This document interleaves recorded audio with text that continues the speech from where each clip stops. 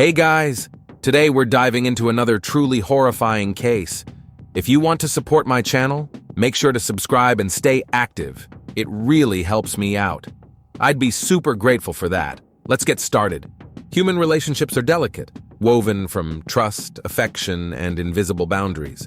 We meet people, form attachments, sometimes far too quickly, ignoring the subtle red flags. We believe their words are genuine, fall for the charm of their smiles, but rarely stop to ask, what's really behind the polite surface? How well do we truly know the people we let into our lives? Ana Maria Castro was born and raised in Bogotá, the capital of Colombia. She grew up surrounded by family, her mother, her older sister, and her father, who passed away a few years ago. After his death, the role of head of the household naturally fell to her mother, Nidia Romero. Nidia was always supportive of her daughters, but never controlling. She let them choose their own paths and make their own decisions. Ana Maria had a vibrant, open personality. People easily recognized her among her peers, always smiling, outgoing, and someone who could strike up a conversation with just about anyone. She disliked being alone and made new connections quickly. Her friends admired her sincerity and willingness to help, but also respected her strength of character. Ana Maria never let herself be pushed around. Even though she was naturally sociable, Ana Maria had one key trait that set her apart: independence. She figured out early on that she didn't want to rely on anyone, not even her mother. As a teenager, she already had the drive to earn her own money. She didn't like asking for help and preferred working her way toward her goals on her own. She dreamed of leaving her hometown and starting a new life in the United States. That dream became her mission. Ana Maria was determined to get an education, learn a skill, and find a way to move. She explored different paths to figure out what would get her there. At first, she enrolled in a psychology program, but she soon realized she couldn't afford to spend several years studying without a steady income. So she pivoted, choosing a more practical route that would allow her to enter the workforce sooner. One of her plans was to become a professional makeup artist. It seemed like a smart option. The job was in demand, didn't require a long education, and could start bringing in money fairly quickly. She signed up for courses and quickly picked up the basics of makeup. At the same time, she developed an interest in healthcare and decided to train as a nursing assistant, hoping to keep her options open and broaden her opportunities. Her mother stood by her throughout, quietly encouraging her without interfering. She understood that Ana Maria wasn't the type to follow someone else's instructions. Ana Maria made her own choices. She wasn't just dreaming, she was actively figuring out how to turn those dreams into reality. But a life full of dreams and plans came to a sudden halt one evening. The day Ana Maria Castro left home, promising she'd be back soon, no one could have imagined it would be the last time she'd walk the streets of the city she was so eager to leave behind. On the evening of March 4th, 2020, Ana Maria was at home. The day had been calm, uneventful. After lunch, she stayed in her room. Her mother, Nidia Romero, later recalled that her daughter's mood seemed completely normal. There were no signs that this night would become the final chapter in her story. As night approached, Ana Maria told her mother she was heading out. She had plans to meet with Paul Naranjo, a young man she had a friendly connection with, though it seemed there might have been the start of something more between them. Nidia wasn't thrilled about the outing. It wasn't the company that bothered her, but the timing. Her daughter had class the next day, and heading into the city on a weekday didn't seem like a great idea. She advised her to stay home but didn't push it. Ana Maria always made her own decisions. Before leaving, she carefully got ready, picked out her outfit, did her makeup. As she walked out the door, she told her mom she wouldn't be long and would be back soon. Those would be the last words she ever spoke at home. Her destination was 116th Street in the Usaquén district, a popular area in Bogotá known for its lively bars and clubs, a regular spot for the city's youth. Ana Maria met Paul Naranjo at one of these places, but that was only the beginning of her night. She mingled with others, moved from bar to bar, and by midnight, her blood alcohol level had significantly increased. At some point, she ran into an old acquaintance, Paula Ramirez. They had gone to the same school, but it had been years since they'd seen each other. Taking the opportunity, they exchanged numbers, chatted, and reminisced. Paola immediately noticed Anna Maria was under the influence. At the time, it didn't seem like a big deal, but later that detail would become a major part of what happened next. Around 11:30 p.m., Paola headed to another bar and invited Anna Maria to come along. It took about half an hour to get a response. Anna Maria sent a text that was hard to understand, but one thing was clear. She was out of money. Paola, realizing her friend was likely quite intoxicated, invited her over and promised to take care of her. Minutes later, Anna Maria showed up at the new bar, but she wasn't alone. She was with two guys, Julian Ortegon and Mateo Reyes. Paola wasn't comfortable with their presence, but chose not to say anything. Instead, she informed the staff she was responsible for Anna Maria, just so they'd let her inside. Once they were in, Paola tried multiple times to convince Anna Maria to leave with her, but Anna Maria refused. She wanted to stay with her new companions. Paola didn't feel right about leaving her behind, but she also knew forcing her wasn't an option. Time passed and Paola made one last attempt. Her plan was simple: get Anna Maria out of the party and away from the guys she didn't trust. But when it was time to leave, Anna Maria turned her down again. She made her final decision at 1:05 a.m. when Paul Naranjo's car pulled up outside the bar. He was waiting at the entrance. Inside the car was Julian Ortegon, and a few minutes later, Mateo Reyes also joined them. Paola made one last attempt to stop her friend from leaving, but Anna Maria firmly refused. According to Paola, it was Mateo who took Anna Maria by the hands and helped her into the vehicle. Before getting in, Anna Maria turned back for a brief moment, as if apologizing with her eyes for the choice she'd made. Moments later, the car disappeared into the night. That would be the last time Paola Ramirez ever saw Anna Maria. Not long after, Anna Maria would be found on Route 89 with severe injuries, and those who had been with her in the car would go on to give conflicting statements about what happened. The four people in that car had very different relationships with one another, and those dynamics would become key in understanding the events of that night. Paul Naranjo and Anna Maria had known each other for a while. He'd been trying to win her over, showing interest and making efforts to get close, but their connection never quite turned into anything serious. Still, Paul was hoping that night might change things. Julian Ortegon also knew Anna Maria, but they weren't especially close. He was more of a friend to Paul and had been encouraging his attempts to build something with her. Mateo Reyes ended up in the group almost by chance. He was friends with Julian, but that night he acted like he'd known Anna Maria for a long time. His presence and the way he behaved would become a major trigger for what followed. As the car made its way through Bogotá's quiet nighttime streets, the tension inside began to rise. Paul was frustrated that Anna Maria had gotten into the car with Mateo. He had hoped for a more personal, one-on-one evening. According to his account, no one was speaking at first, but as the ride went on, things shifted. Paul glanced in the rearview mirror and saw Anna Maria and Mateo kissing and embracing. That moment changed everything. Paul felt disrespected and hurt. His frustration became obvious, and his voice took on a sharper tone. Julian, sitting next to him, began reacting as well, feeding the growing tension in the car. Paul suddenly hit the brakes. The vehicle came to a stop on Route 89. He turned to the back and demanded that Anna Maria and Mateo get out. Around 1:15 a.m., passers-by on Route 89 noticed a young woman lying motionless on the ground. She was on her back, arms outstretched, her clothes dusty and marked with traces of blood. Some people stopped to check if she was breathing. Others immediately pulled out their phones to call emergency services. According to the first people at the scene, she was still alive.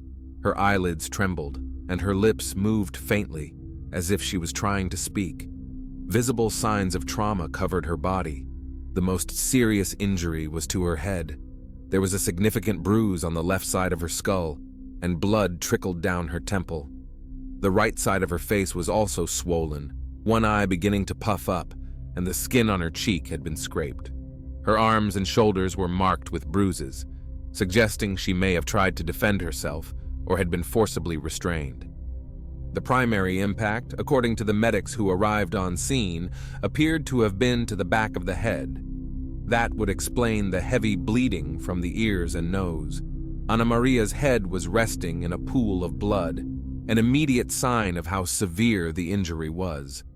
Eyewitnesses who had called for emergency assistance later gave differing accounts. Some said they saw a car speeding away around the corner. Others claimed the body had appeared on the road so suddenly there hadn't been any screams or even the sound of an impact. Emergency responders arrived roughly 10 minutes later. Paramedics quickly assessed her condition and decided she needed to be transported immediately. She had no identification or phone with her, so her identity remained unknown at the time. She was taken to the nearest facility, Engativa Hospital, where doctors confirmed a critical traumatic brain injury. They noted significant brain swelling, which drastically lowered her chances of survival. After an initial evaluation, it was decided she needed to be transferred to Simon Bolivar Hospital, where some of the top neurosurgeons in the city worked. She was moved there early that morning, but her condition continued to decline by the hour. Despite efforts to stabilize her, the swelling in her brain only worsened. While doctors were fighting for her life, across the city, Ana Maria's mother, Nidia Romero, was still trying to reach her. She had no idea that her daughter was already in a life-threatening condition and that the phone she kept calling would never answer again. Nidia hadn't slept much that night. Her concern grew with every unanswered call. She dialed Ana Maria's number dozens of times, sent message after message, but nothing. Her mind kept going through possible explanations. Maybe she stayed over at a friend's place, maybe her phone had died. But deep down, something told her this wasn't normal. On the morning of March 5th, her anxiety turned into devastating news. Nidia received a call from Paula Ramirez, the last person to see Ana Maria the night before. Her voice was shaky and panicked, but she managed to share the one thing that mattered. Something had happened to Ana Maria. According to her, Mateo Reyes had called and said Ana Maria had suffered a head injury and was in a hospital. Nidia couldn't fully process what she'd just heard. Her mind raced with questions. She asked Paula which hospital Ana Maria had been taken to, but Paula didn't know. Mateo hadn't given her that information. Nidia felt panic surge through her. Time suddenly slowed down. She knew every minute could be critical, yet she had no clear answers. She insisted Paula find out where her daughter was immediately. Paula promised she would and ended the call. Minutes felt like hours. Nidia couldn't sit still. She paced around the room, dialing Ana Maria's number again and again, but still no answer. She started calling her daughter's friends, hoping someone knew something, but no one had any real information. Her anxiety grew heavier. Her thoughts were scrambled, her heart racing. She clung to the hope that it was all a misunderstanding, that it would soon become clear and everything would turn out fine. Then her phone rang again. It was Paula. Her voice was tense. She said Ana Maria had been transferred to Simon Bolivar Hospital. Where she had been before that, she didn't know. Nidia didn't waste a second. She grabbed her things and rushed out of the house.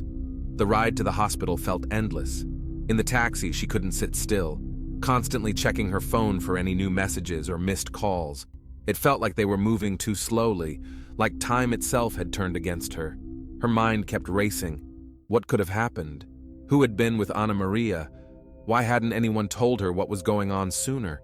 When Nidia arrived at the hospital, she went straight to the emergency intake area. She approached the front desk and asked about her daughter. The nurse looked at her with sympathy and asked her to wait a moment. Those few seconds felt like an eternity. Then a doctor appeared.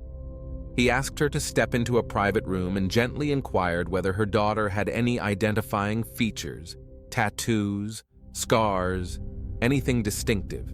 Nidia didn't immediately understand why this was necessary. A growing unease built inside her. She told him her daughter had a few tattoos, including one with her father's name. The doctor let out a heavy breath, looked at her and said, "We did everything we could, but unfortunately her brain couldn't survive the trauma. She's been declared brain dead." The words were clear, but their meaning didn't sink in right away. Nidia froze. Her mind went blank. She couldn't believe what she was hearing. Slowly, she shook her head, hoping she'd misheard, that there was some mistake, that maybe the doctor was talking about someone else. She wanted to ask again, but the words wouldn't come out. They led her to a glass window behind which a body lay. When she looked through it, something inside her broke. Ana Maria's face was bruised, one eye swollen, visible signs of a serious head injury. It was her daughter. There was no mistake. For the first few seconds, she felt nothing. Then came a numbness, followed by a wave of anguish. A deep sense of helplessness took over. She tried to make sense of what she was seeing, but nothing in her mind could process it. And there was no one around who could tell her what exactly had happened. A few hours after hearing the devastating news, Nidia began to receive conflicting information. Different people were saying different things. The versions didn't match. No one could give a clear account of what had happened to her daughter that night. The first person she spoke to was Paula Ramirez. Ana Maria's friend explained that Ana had left the bar that night with Paul Naranjo, Julian Ortegon, and Mateo Reyes. That detail was crucial. Nidia immediately thought, if her daughter had been with them, where were they now? Why hadn't any of them contacted her? Why had the only call come from Paula? She realized she'd have to start asking those questions herself. Then Ana Maria's ex-boyfriend Felipe called. He had also started trying to piece together what happened and managed to speak with Mateo Reyes. Mateo claimed that he had seen Ana Maria fall from the car. In fact, he said he'd been following the vehicle in a taxi and had witnessed the moment she went out of it. But that version raised immediate red flags. Why didn't he call for help? Why didn't he contact her family right away? Nidia began to sense that something wasn't adding up. The story felt off, and her instincts told her someone wasn't being truthful. She made a decision. She would fight for answers.